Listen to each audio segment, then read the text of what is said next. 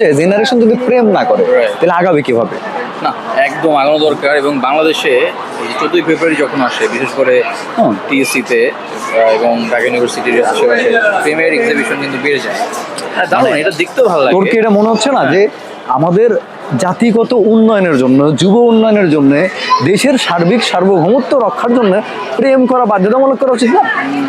তো এরকম ভাবে ভাবি নাই, তবে এই যে এক্সিবিশন যেটা দেখলাম তাতে মনে হচ্ছে না, বাধ্যতামূলক করা উচিত। এই মনে কর যে Dhaka university campus, Ramna park, Suhrawardy উদ্যান, তারপরে তোর মনে কর যে আরে রবীন্দ্র সরোবর যেটা ধানমন্ডি লেক, এইসব জায়গাতে যে প্রেমগুলো হচ্ছে এগুলো আমার মনে হয় লাইভ টেলিকাস্টও করা দরকার নাকি? এক্সিবিশন যদি না হয়, লাইভ টেলিকাস্ট যদি না হয়, মানুষ কিভাবে শিখবে? শুধু দেশের উন্নতি না, এখানে কিন্তু অর্থনৈতিক অনেক কিছু বিষয় আছে। যেরকম এই যে প্রেম করতে আসছে, আইসক্রিম আলার আইসক্রিম ভালো বিক্রি করছে, এটা উন্নয়ন।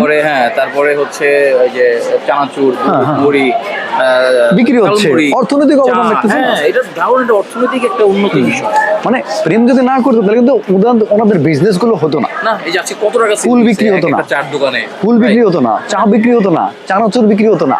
তারপরে কি এই যে রিক্সা মামারা, বিশেষ করে পুরো বাসর ঘর সাজায় ফেলায় না রিক্সা মামারা, এই বাসর ঘর গুলো কি তৈরি হতো যদি প্রেম না হতো?